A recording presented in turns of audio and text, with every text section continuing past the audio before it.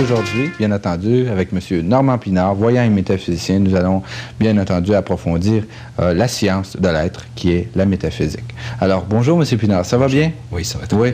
Oui, M. Pinard, on m'a demandé, le public m'a demandé, entre la semaine passée et aujourd'hui, de nous expliquer par quoi, où on s'aventure lorsque on veut expérimenter l'initiation, c'est-à-dire être de plus en plus conscient, devenir de plus en plus conscient. Par où on passe? Quelles sont les étapes par où on passe lorsqu'on devient initié, c'est-à-dire de plus en plus conscient? Pouvez-vous nous faire un portrait de ce qu'une personne peut vivre? Une personne, au début, se remet en question totalement. Tout ce qui a été établi dans l'individu en tant qu'automatisme, faisant part des activités qui l'unissaient à son inconscience, à travers l'inconscience des autres. Toute sa schématisation mentale, elle est remise en question. Donc, au début, un individu répond vibratoirement au niveau de ce qu'on appelle l'ermite dans le tarot, dans la carte du tarot, c'est-à-dire qu'il est obligé de se retirer. À l'intérieur de lui-même. Ce qui lui fait, au début, souffrir une très grande solitude. Parce qu'une introspection intérieure se vit toujours avec une très grande solitude. Un individu qui remet en question les attributs de l'ego, les attributs de ce que les autres pouvaient lui apporter pour lui donner une certaine valeur d'être. On le trouvait bien, il se sentait bien. On le trouvait mal, il se sentait mal. C'est ça. Il était correct pour les autres, il était correct pour lui-même. Il n'est pas correct pour les autres, il n'est pas correct pour lui-même. Tout cela est remis en question. Et il n'appartient plus aux autres dans l'inconscience. Il appartient à sa propre conscience. Il est en train de se créer une propre individualité. Il est en train de se créer une force dans son esprit, une force d'être qui le soustrait de l'inconscient collectif. Je vais vous donner un exemple. Admettons qu'un individu est très sportif, et qu'il va au stade olympique, qu'il regarde les expos. Il peut accorder une très grande importance à ça au début, mais lorsqu'il atteint une autre vibration, il ne pourra pas voir ça dans le même angle. Il va se voir aller regarder les expos, mais il ne pourra plus embarquer comme avant. Non. C'est pas que le sport comme tel ne l'intéressera plus, mais son émotivité qu'il avait autrefois, elle est dissoute. Par rapport aux anciens attributs que son ego et que ses émotions et que sa sensibilité de l'âme lui apportaient. Je vais vous donner un autre exemple. Un individu qui avait beaucoup d'ambition du paraître au niveau de la réussite sociale. Un individu, par exemple, qui voulait avoir une Jaguar, une très grosse maison, qui voulait tout posséder. C'est un individu qui va vivre un détachement de l'inessentiel. Absolument. Donc, l'attribut qu'il gagnait par le fait de dire qu'il a réussi dans la société, qu'il a réussi dans la vie, il va voir qu'il n'a pas nécessairement réussi dans sa vie, qu'il n'est pas nécessairement bien dans sa peau. Donc, les attributs au niveau de l'ego qu'il pouvait avoir au niveau de montrer sa réussite sociale, elle est totalement éteinte, elle est totalement brûlée. Un individu qui est initié par le feu de la lumière, il est brûlé au niveau de son inconscient. C'est-à-dire qu'il ne peut plus avoir de référent extérieur. Donc, il est obligé de remettre toutes les valeurs de la société en question. Ça veut pas dire de jeter l'eau du bain avec le bébé. Ça ne veut pas dire que l'individu se perd, il se retrouve, mais il retrouve une force en lui, il trouve une puissance en lui qui remet en question les anciens attributs de son ego, ce qui lui avait été inculqué comme étant des valeurs, sont maintenant des choses qui sont valables jusqu'à un certain point. C'est dissous au niveau de sa conscience. qu'est-ce que les maîtres, qu'on appellera les initiés les plus avancés, qu'est-ce que les maîtres vont observer de ces initiés? Par exemple, lui, il avait une Jaguar avec une grande maison. Quelle observation extérieure de cette personne-là? Est-ce qu'on va le voir vendre sa Jaguar, vendre sa maison, vendre ses bijoux? Est-ce qu'il va toutes les guider? Oui. Il va les guider? Oui, dans le temps, oui. Parce que ces choses-là n'auront plus aucune importance pour lui. Je vais vous donner un exemple. Pour une dame qui est très, très, très âgée, qui ne sort plus, qu'est-ce que vous voulez qu'elle fasse avec des diamants de 10 carats? Et ce sont des pierres qui sont dans le fond d'un tiroir et qui n'ont plus aucune utilité parce qu'elle ne sort plus. Et elle ne va pas remeubler sa maison. Parce que quand on a 80 ans et qu'on a fait 100 000 fêtes, qu'on a reçu des milliers de fois, on ne reçoit plus, donc on n'est plus porté à refaire les meubles de pour les autres. Alors, automatiquement, elle ne vit plus pour les autres. Donc, elle veut quoi? Elle veut être bien chez elle. Elle va avoir des meubles qui vont dater, mais elle ne reçoit plus. Elle est bien, elle est comme détachée. C'est un peu la même chose qui se produit dans le cas de l'initiation. L'individu se détache de tout ce qui n'est pas intelligent.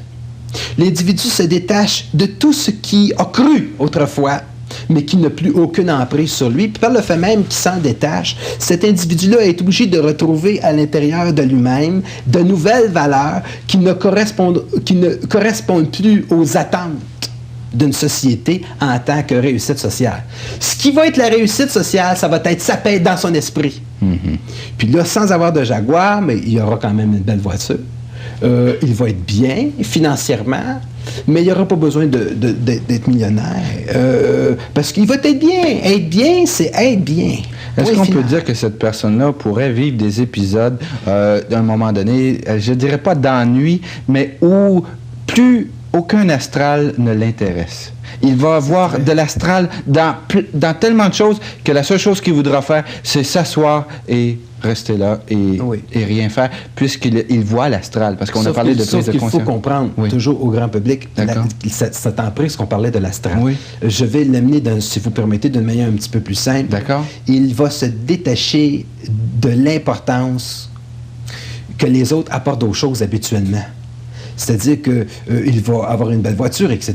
Il ne sera pas pauvre. Sauf qu'il n'y a plus de paraître. Il y a de l'être, mais il ne peut plus avoir de paraître.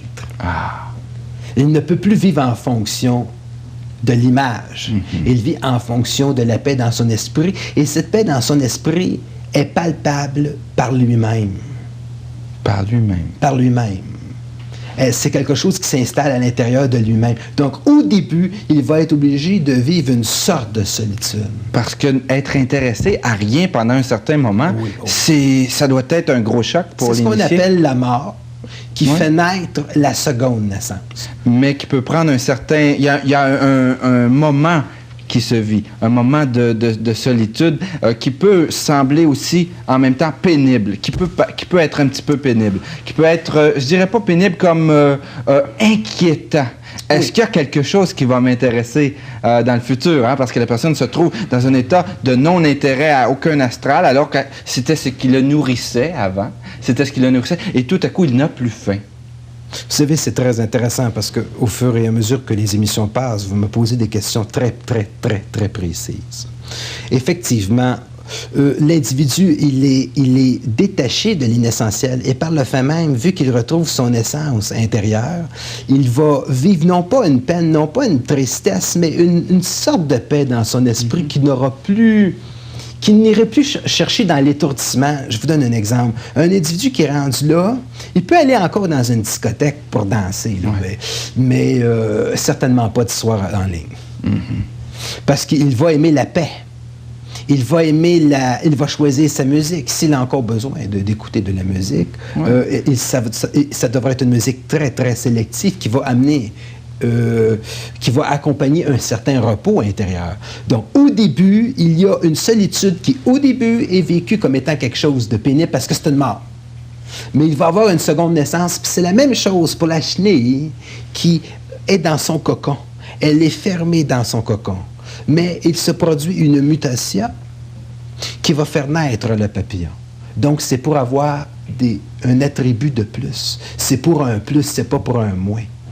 Avant, l'individu allait vers un moins, maintenant il va aller vers un plus. Il va pouvoir s'envoler à partir de ses propres ailes, mais ses propres ailes ne seront plus supportées par l'inconscient collectif. C'est pas l'inconscient d'une population qui va lui donner son envol. Cet individu-là va fonctionner à partir de son propre énergie, sa propre énergie. Il ne fonctionnera pas à partir des applaudissements des autres. Exactement. Mais ça ne veut pas dire qu'il se coupe des autres, je veux le spécifier d'une manière schizophrénique. Il est conscient de la réalité, il fonctionne dans la réalité, il s'amuse dans la réalité, même je dirais beaucoup plus qu'une personne d'habitude. C'est une personne qui va s'amuser dans la réalité, mais c'est une personne qui va être bien dans sa peau tout le temps. Exact. Donc, pas être bien dans sa peau de temps en temps, être bien dans sa peau tout le temps. D'ailleurs, moi, je remarque chez mes étudiants, plus le travail au niveau des rencontres, au niveau des conférences, plus les périodes de temps où ils sont bien dans leur peau sont longues. Exactement. À un moment donné, il peut y avoir une descente, à un moment donné, oups, ça remonte, l'individu s'installe très bien au niveau de son esprit. Et plus les périodes de paix dans l'esprit sont longues, et à un moment donné, elles s'installent d'une manière permanente. C'est ça, l'initiation. Mais au début, si un individu veut aller au ciel, il faut qu'il meure. Ainsi, tout le monde veut aller au ciel, puis personne ne veut mourir. Tout le monde veut accéder à un niveau de conscience supérieure, mais personne ne veut lâcher l'ancien. Tout le monde veut monter au 10e, puis tout le monde est assis et monter dans l'ascenseur, puis tout le monde a encore le doigt sur le premier. Il faut que tu lâches le doigt sur le premier, puis l'ascenseur monte au 10e. Fait qu'on est obligé de perdre les anciens attributs. On n'a pas les mêmes amis qu'on avait quand on a 18 ans. Non, c'est vrai. On n'a pas la même conscience que vous avez quand vous avez 16, 17, 18 ans. Quand tu as 22 ans, tu n'en as plus 16, tu n'en as plus 15, tu en as 22, 23. Quand tu en as 30, tu as d'autres amis. Qu'est-ce qui se passe avec tes amis quand tu as 30 ans? Ils se sont mariés, il y en a qui ont eu des enfants, ils ne peuvent plus te voir. Ils disent plus, viens, on va à la ronde. Comment? Ça a changé. Il dit, tiens, viens voir ma femme. Ouais. Je me suis acheté un bicycle, on fait du vélo, on va à telle place. On a un skidoo. Ça change. Ouais. Fait qu'on change, on a d'autres occupations. Ça fait partie de l'homme. Ce qu'on appelle ordinaire, là, mais qui mène une vie quand même bien, qui n'est pas contestable. Sauf que l'individu qui atteint un autre niveau de conscience, il ne peut pas fréquenter le même monde, il ne peut pas vivre les mêmes vies, il ne peut pas vivre la même vie, il ne peut pas être en sympathie vibratoire. Il change. Donc, il ne peut pas fréquenter les mêmes lieux. Il peut pas... Un individu qui est dans sa conscience ne peut pas faire comme s'il n'avait plus de conscience. Il y a une conscience, et parce que cette conscience-là, il ne peut plus faire à semblant qu'il n'y en a plus. Autrement dit, il ne peut plus reculer. Le papillon ne peut plus reculer dans le cocon pour devenir une larve. Intéressant. Parce qu'il va y laisser sa peau. Un individu inconscient bénéficie de l'illusion de l'inconscient collectif, d'une paix qui lui est attribuée par un support de la société. Un gars qui va voir les Formule 1, il est bien. Un gars qui va voir les expos, c'est bien. S'il ne reçoit pas la balle sur lui, il est toujours bien. D'accord? Il n'y a pas de problème. Mais c'est un autographe, il n'y a pas de problème.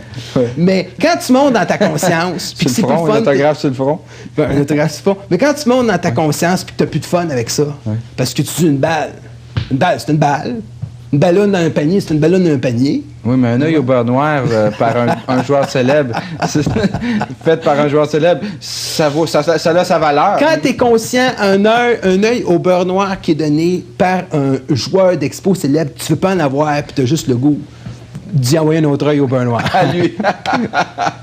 Non, t'as pas le goût d'y envoyer un autre œil au beurre noir. Mais ce que je veux dire, c'est que tu n'en as pas de besoin. Non, parce que ce que tu as de besoin, c'est de la paix dans l'esprit, puis tu ne peux plus supporter le bruit de l'inconscience.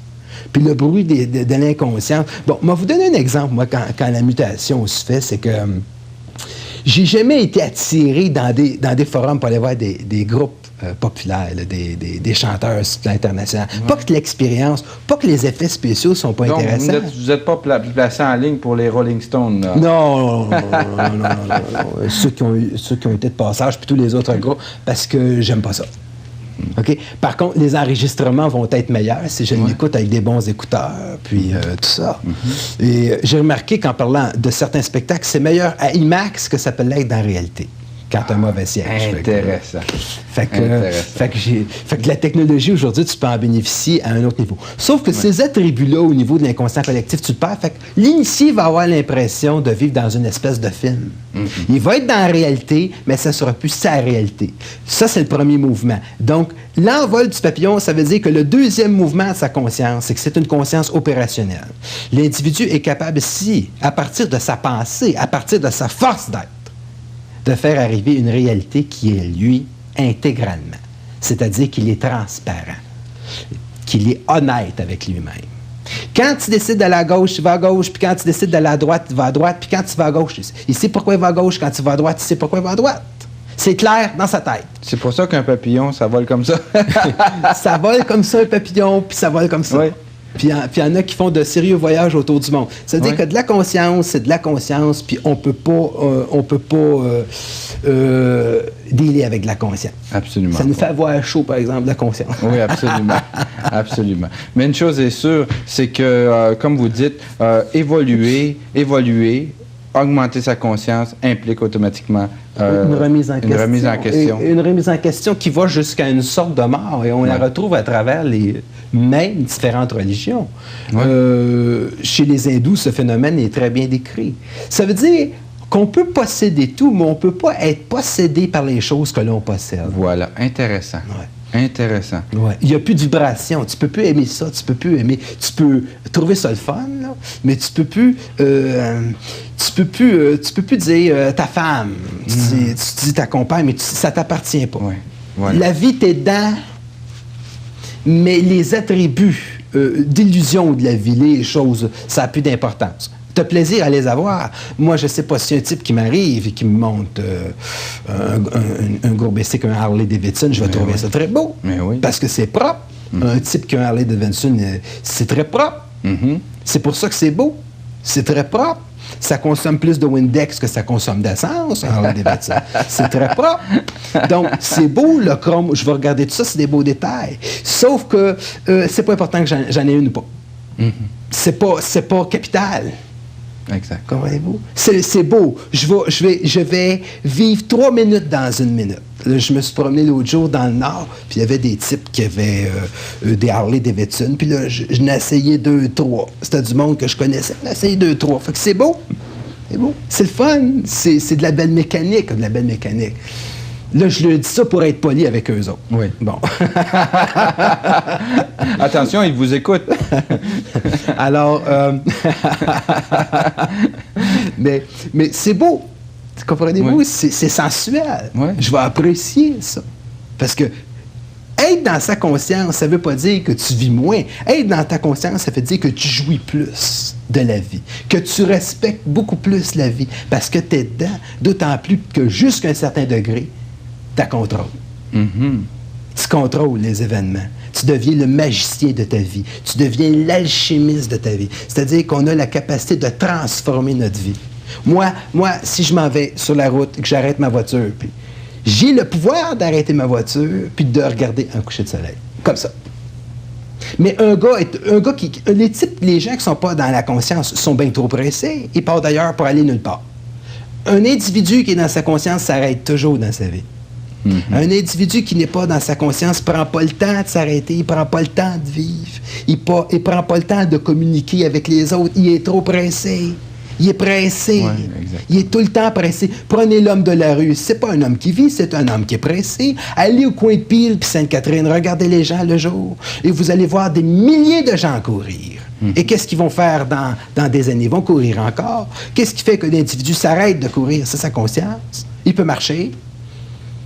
Comprenez? Quand le mouvement il est fait avec de la conscience, c'est investi de son être, c'est investi de sa présence. Quand ta vie est investie de la présence, tu peux bénéficier d'une joie dans ton instant présent.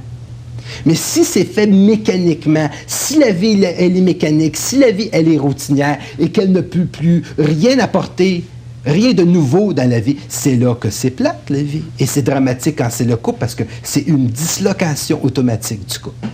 C'est un effondrement. D'ailleurs, une des raisons pour lesquelles le couple peut durer, c'est qu'il y a dans le couple du renouveau continuellement. Mais pour être renouveau dans le couple, il faut amener de la nouveauté. Qu'est-ce qui tue le couple? La routine. C'est Absolument. un des premiers meurtriers des couples. C'est la routine. Quand ça va mal dans un couple, il faut être capable de partir en voyage. De briser, de casser la routine. Ça, c'est une force de l'esprit. Aussitôt qu'un individu est investi de l'instant présent, il vit beaucoup plus. Ça ne veut pas dire qu'il vit moins, mais il est obligé d'être mort à l'inessentiel. Il est obligé d'être mort à ce qui lui fait perdre son temps et qui lui empêche d'apprécier sa vie.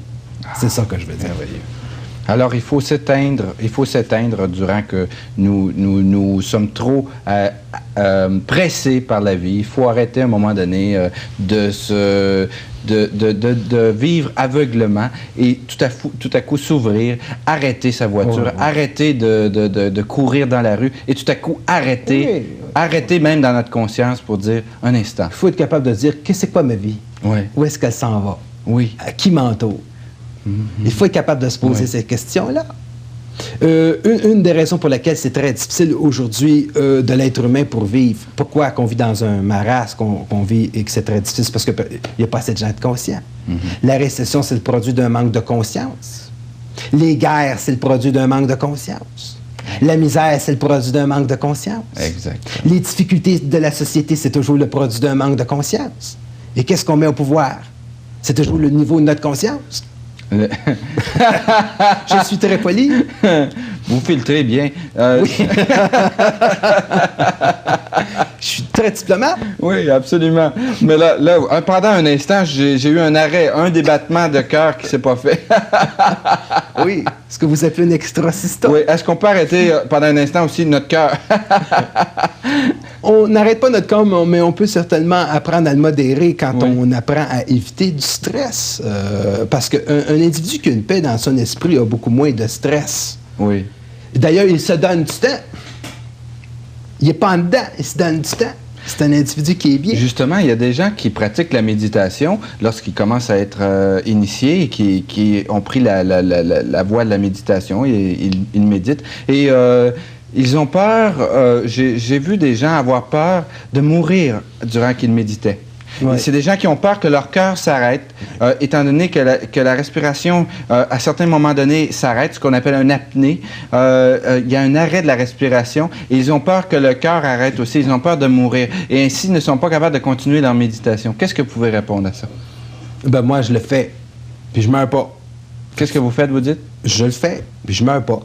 Vous faites quoi? Ben, moi, je peux arrêter la respiration pendant environ 2 minutes et 50 secondes. Ouais. Bon, peut-être 3. Et je meurs pas. Fait que ça veut dire qu'il n'y a pas de danger à ça. Puis le cœur, ils ont peur que leur cœur arrête. Parce qu'ils Oui, sont mais tellement ça, dans un état. les Ils gens sont sont- dans un état tellement calme et de. Oui, mais c'est parce qu'ils sont tellement pas dans un état calme. Ah! C'est qu'ils ne Fait que sont le- pas encore assez. Ils sont pas habitués au contraste. Ah, Un homme qui entre dans sa conscience, au début, il a peur. Parce que, imaginez tous les anciens attributs que lui donnait la société, il le perd. Il n'est pas habitué de relaxer, il relaxe.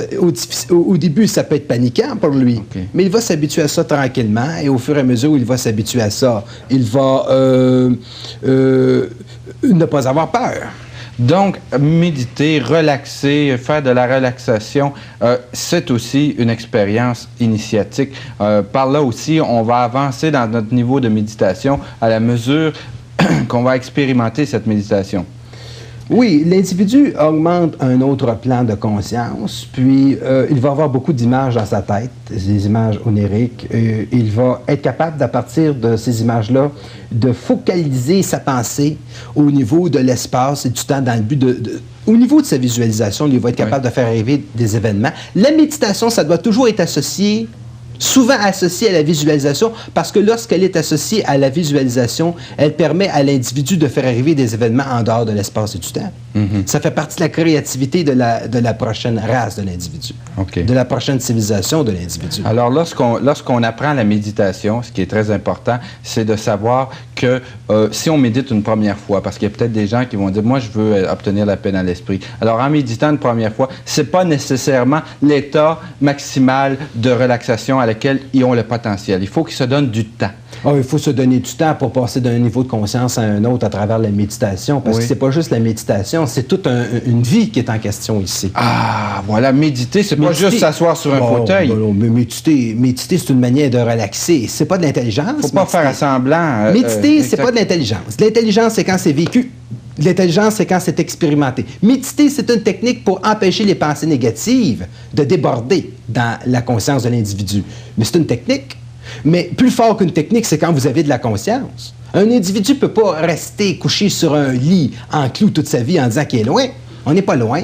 Va t'acheter un posturpédique, ça va être mieux. Ça, c'est intelligent. C'est T'es plus pas obligé de te confortable. coucher. Il y a des gens, c'est toujours des défis. Celui qui lance le truc le plus loin, celui qui marche le plus longtemps. C'est complètement ridicule. C'est celui qui doit intégrer sa conscience. C'est ça qui est le plus important. Absolument, absolument. Il ne s'agit pas de battre des records Guinness. Il s'agit simplement d'aller loin. Vous, quand même, en conférence, lorsque vous donnez des conférences, vous donnez quand même des pistes aux gens. Vous enseignez dans les rencontres maison des techniques. Vous les enseignez lorsqu'il y a la demande? J'enseigne des techniques au niveau de certains rituels qui permettent de faire arriver des événements en dehors de l'espace et du temps. Et pour savoir, justement... C'est la focalisation de la pensée, excusez-moi. Oh, ça va. Lorsqu'on veut savoir où se donnent ces rencontres, pour apprendre ça, on peut voir qu'à l'écran, où il y a quelques minutes, on voit au 254-5919 que vous donnez toute l'information, où on peut vous voir soit en conférence publique. Conférence publique. À Laval et à Montréal, alternativement. Oui, exactement. Il y a 2 conférences, les rencontres maison et les consultations privées. Et lorsque les gens viennent à vos conférences, et lorsque les gens viennent aux conférences publiques, vous avez l'horaire de vos conférences complètes que vous pouvez donnez aux gens. Vous avez des conférences planifiées 1 an d'avance, hein, je crois. Quelque chose comme puis ça. Je les change aussi, parce que c'est dans l'état de la vibration, je peux les changer aussi. Monsieur Pinard, nous sommes déjà à la fin de cette émission. Mesdames et messieurs, merci beaucoup d'avoir été présents à La Science de l'Être. On se revoit la semaine prochaine. Merci beaucoup.